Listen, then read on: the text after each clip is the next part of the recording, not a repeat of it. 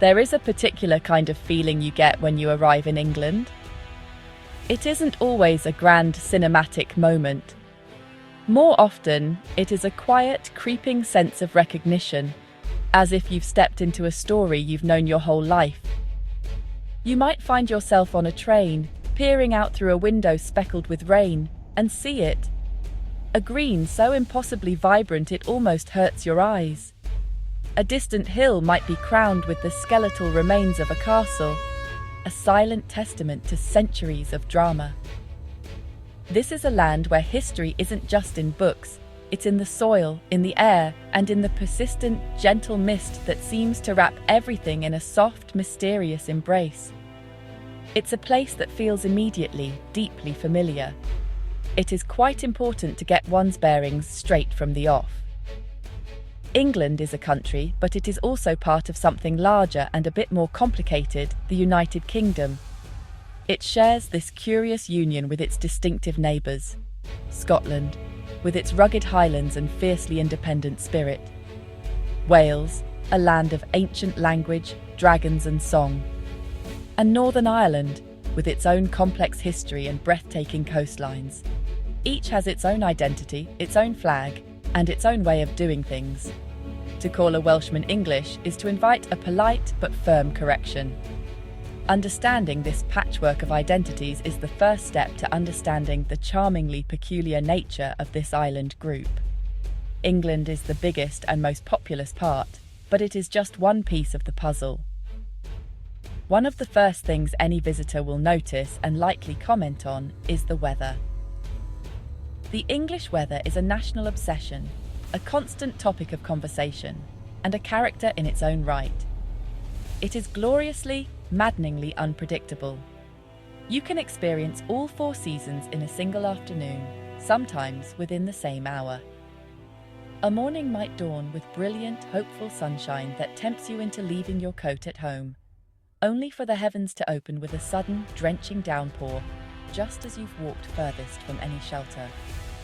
This constant meteorological uncertainty has shaped the national character, fostering a certain resilience, a dry sense of humour, and an encyclopedic knowledge of different types of rain. It is why the English carry umbrellas on sunny days and talk about cloud formations with the expertise of seasoned meteorologists.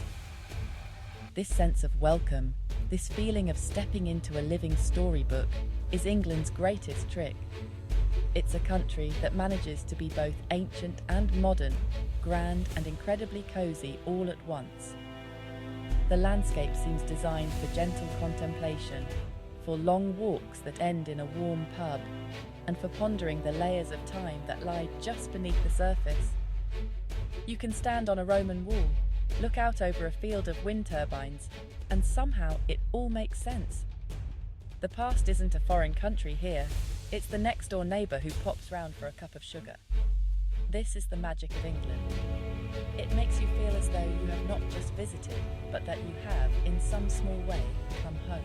If you were to search for a ritual that perfectly encapsulates the English soul, you would almost certainly land on afternoon tea. This is not simply a cup of tea and a biscuit, mind you. It is a full-blown ceremony, a delightful pause in the day dedicated to civility and calories. It involves a tiered stand laden with delicate finger sandwiches, crusts meticulously removed, of course, freshly baked scones with clotted cream and strawberry jam, and an array of exquisite little cakes and pastries.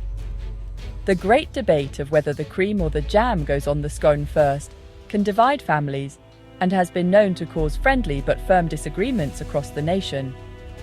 It is a tradition that speaks of a quieter, more formal time, yet it endures as a beloved treat, a way to mark a special occasion, or just to indulge in a moment of pure, unapologetic pleasure.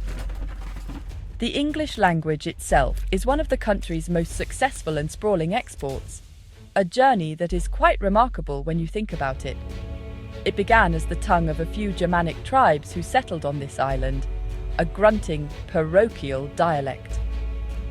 Over the centuries, it borrowed greedily from Latin, French, Old Norse, and countless other languages it encountered through conquest, trade, and empire. It has grown from a local patois into a global superpower, a wonderfully flexible and infuriatingly inconsistent language spoken by billions. Its rules are famously bendy, its spellings often nonsensical, and its vocabulary vast. It is a living, breathing thing, constantly evolving and absorbing new words, yet still carrying the echoes of its long and complicated history in every sentence. You might think a country so steeped in history would be resistant to change, but that's not quite right. English traditions don't so much fade away as they do find clever new ways to exist. They adapt. Take the classic red telephone box, a design icon recognized the world over. With the rise of the mobile phone, these boxes became gloriously obsolete. But did the English tear them down? Of course not. Instead, they have been repurposed with wonderful ingenuity. You can now find them converted into miniature lending libraries, tiny art galleries, and even defibrillator stations. It is a perfect example of the English knack for preserving the past while making it useful for the present, a charming blend of nostalgia and practicality. This spirit of adaptation is everywhere you look. Morris dancing, an ancient folk tradition involving bells and sticks, might now be performed at a summer music festival alongside a modern rock band. Guy Fawkes Night, commemorating a failed attempt to blow up Parliament in 1605, is still celebrated with bonfires and fireworks. But the effigy on top of the fire might just as easily be a contemporary politician as the historical villain. These traditions are not dusty relics kept under glass. They are part of the fabric of modern life, threads of the past woven into the vibrant, ever-changing tapestry of today. They provide a sense of continuity, a comforting link between generations in a rapidly moving world. London is a city that defies easy description. It is a sprawling, chaotic, and utterly magnificent beast of a place, where history and modernity collide on every street corner. You can turn a corner from a gleaming glass skyscraper and find yourself in a cobbled lane that has barely changed in 400 years. At its heart are the landmarks that everyone knows. There's the Tower of London, a fortress of grim tales and dazzling crown jewels. There's Buckingham Palace, where you can watch the famous changing of the guard, a display of pomp and ceremony that seems wonderfully out of place in the 21st century. And then there is the Houses of Parliament, a neo-Gothic masterpiece sitting proudly on the banks of the Thames. Of course, these famous landmarks are full of their own little secrets and stories. For instance, most people point to the clock tower and say, "There's Big Ben." But Big Ben is not the tower, or even the clock. It is the name of the massive 13-ton bell that chimes the hour from within. The tower itself was renamed the Elizabeth Tower in 2012. It's a classic bit of English misdirection, a detail that locals love to point out to visitors. Similarly, the red double-decker bus is not just a mode of transport. It's a moving viewpoint, offering a fantastic, budget-friendly tour of the city from its top deck. These icons are more than just tourist attractions. They are woven into the daily life and identity of the city. Beneath the bustling streets lies another London icon, the Underground, or the Tube, as it is affectionately known. It was the world's first subterranean railway, a marvel of Victorian engineering that began its life in 1863, powered by steam trains. Imagine the soot and smoke in those early tunnels. It must have been like travelling through the bowels of a dragon.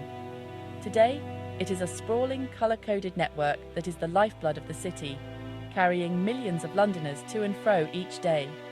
Its famous map, a masterpiece of graphic design, is a work of art in itself, simplifying a complex web of lines into something beautifully coherent. To ride the Tube is to experience the true pulse of London. Navigating this vast city is an adventure in itself. One moment you are marvelling at the grandeur of Westminster Abbey, the site of every coronation since 1066, and the next you are lost in the vibrant, multicultural chaos of a street market in Brixton or Camden. London is not one city, but a collection of distinct villages, each with its own character, its own community, and its own stories. It is a place of grand royal parks where you can escape the noise, and of tiny hidden gardens tucked away behind ancient churches. It's a city that constantly reveals new layers, rewarding the curious traveller with endless discoveries. To truly understand England, you must understand the English pub. It is an institution, a cornerstone of society, and so much more than just a place to buy a drink. The pub, short for public house, is the nation's living room. It is where people gather to celebrate, to commiserate, to catch up on gossip, to watch a football match, or to simply sit in companionable silence with a pint of ale and a newspaper. Pubs are hubs of community life, places where friendships are forged and local news is exchanged. Each one has its own unique character, from a slick city gastropub serving gourmet food to a cosy, wood-panelled village local with a roaring fire and a resident dog. The pub quiz is a particularly cherished tradition, a weekly ritual that sees teams of friends huddle together, pooling their collective knowledge on everything from 1980s pop music to the periodic table. It's a wonderful display of friendly competition and communal brainpower. The names of pubs are a history lesson in themselves. The Red Lion, the Crown, the Royal Oak.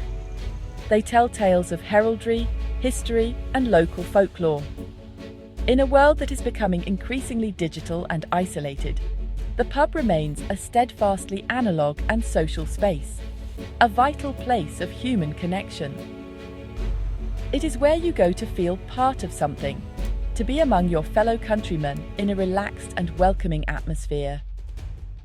Another remarkable aspect of English culture, particularly in London, is the extraordinary access to world-class museums and galleries, many of which are completely free to enter. You can walk into the British Museum and stand face to face with the Rosetta Stone or the Elgin Marbles. You can visit the National Gallery in Trafalgar Square and gaze upon masterpieces by Van Gogh, Da Vinci, and Turner without paying a single penny. This commitment to free access to culture and history is a profoundly democratic idea. The belief that the nation's treasures should be available for everyone to see and learn from, not just those who can afford a ticket.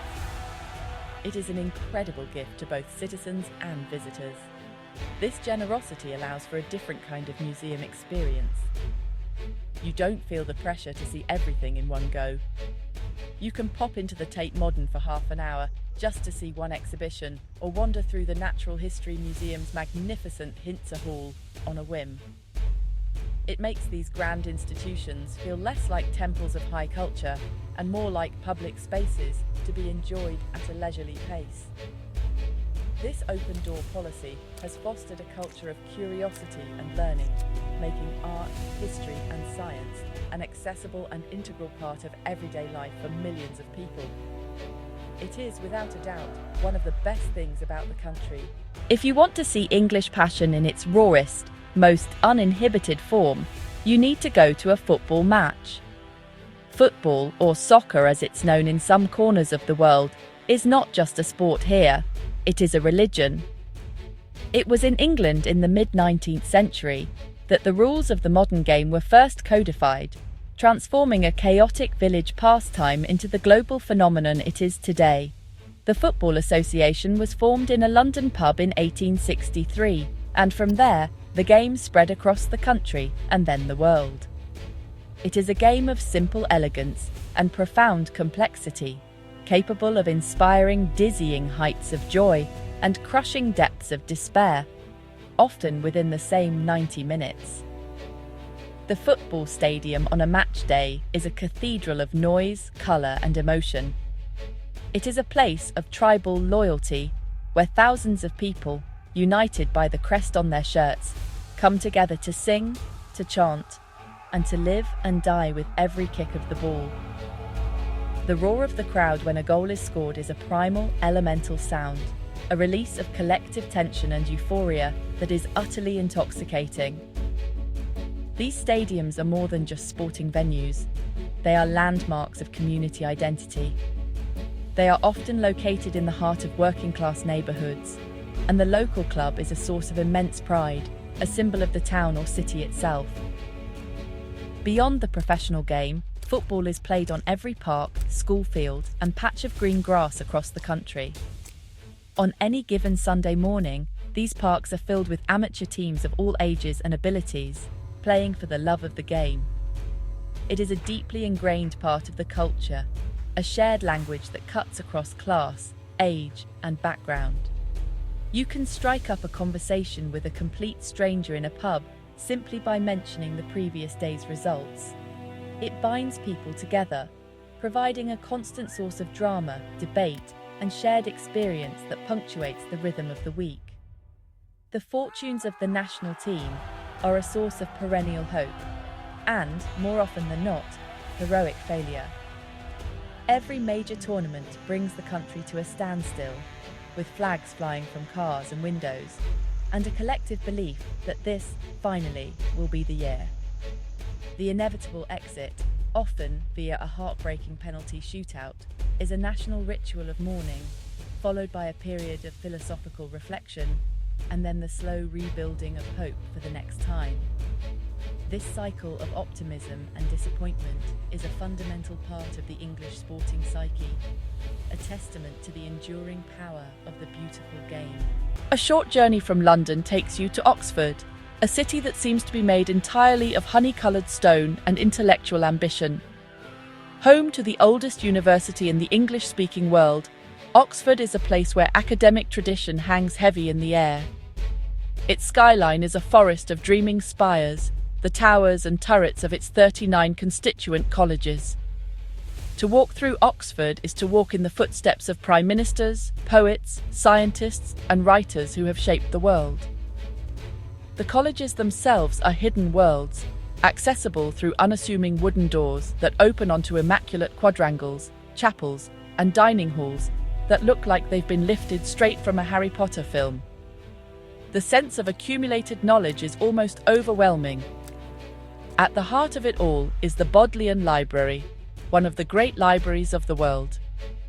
It is a legal deposit library, meaning it is entitled to a copy of every book published in the United Kingdom.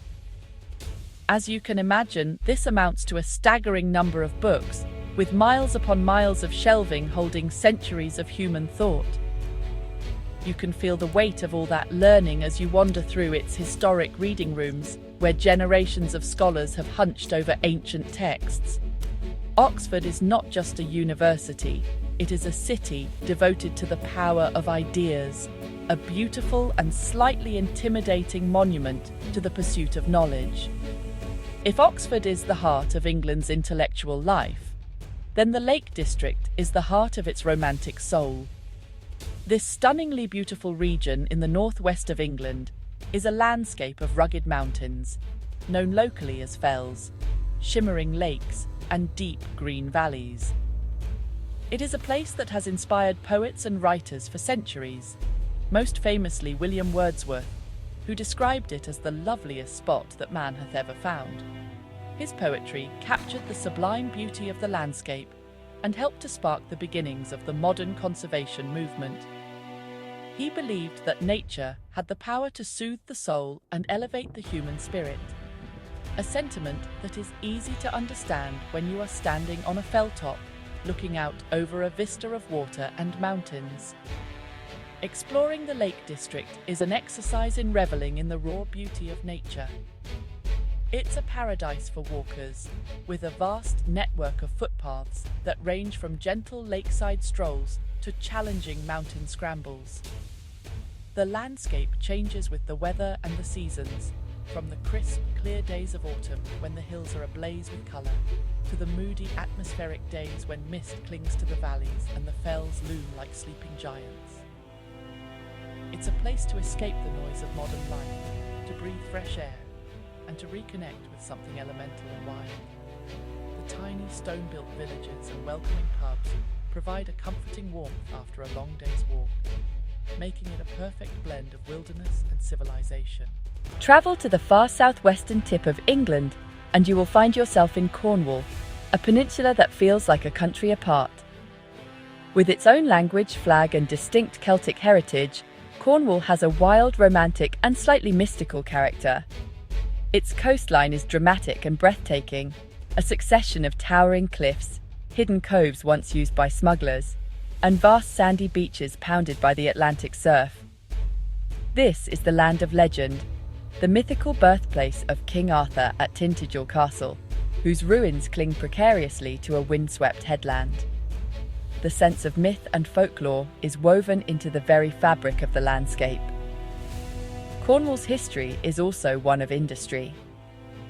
The landscape is dotted with the haunting remains of engine houses from its tin and copper mining past, their stone chimneys standing like lonely sentinels against the sky.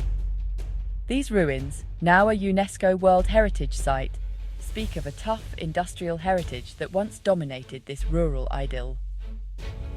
Today, Cornwall is a haven for artists who are drawn by the unique quality of the light, and for surfers who flock to towns like Newquay to ride the powerful waves.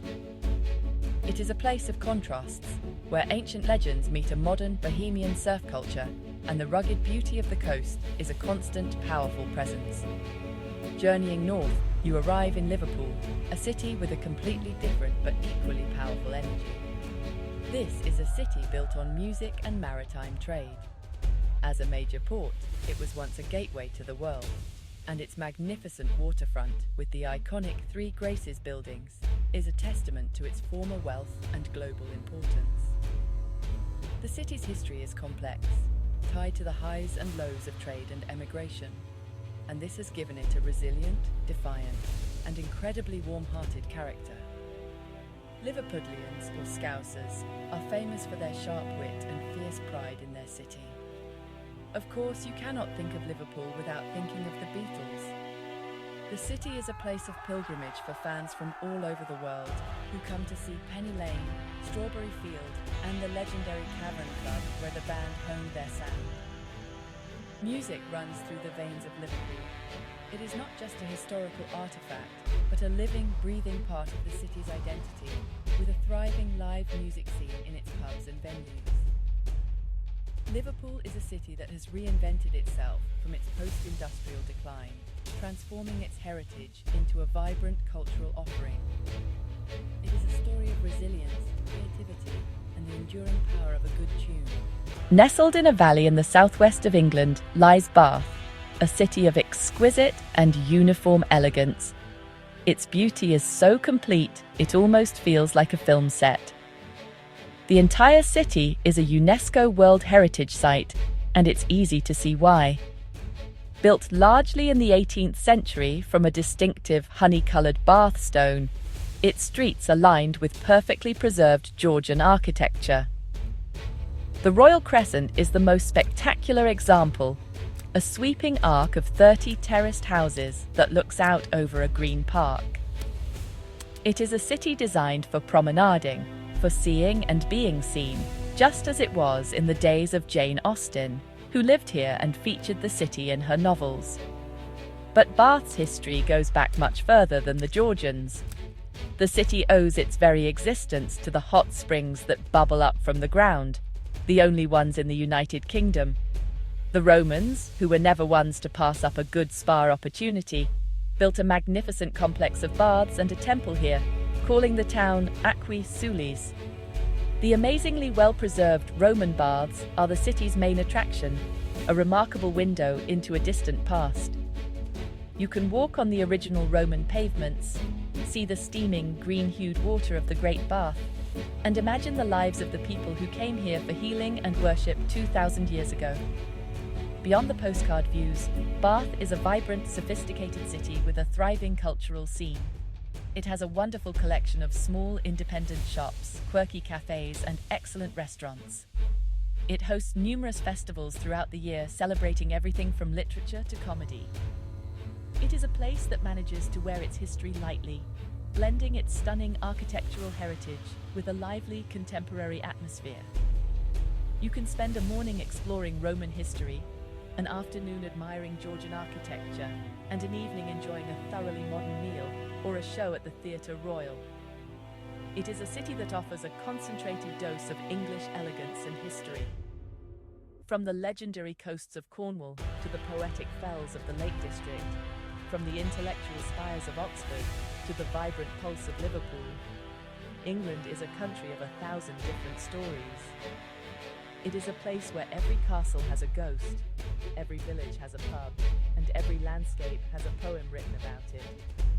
This journey is just a beginning, a brief introduction to the rich and varied experiences that await. The real joy of discovering England lies in the details, the unexpected conversations, the hidden footpaths, the local traditions, and the endless layers of history waiting to be uncovered. The invitation is always open, the kettle is always on, and there is always more to see.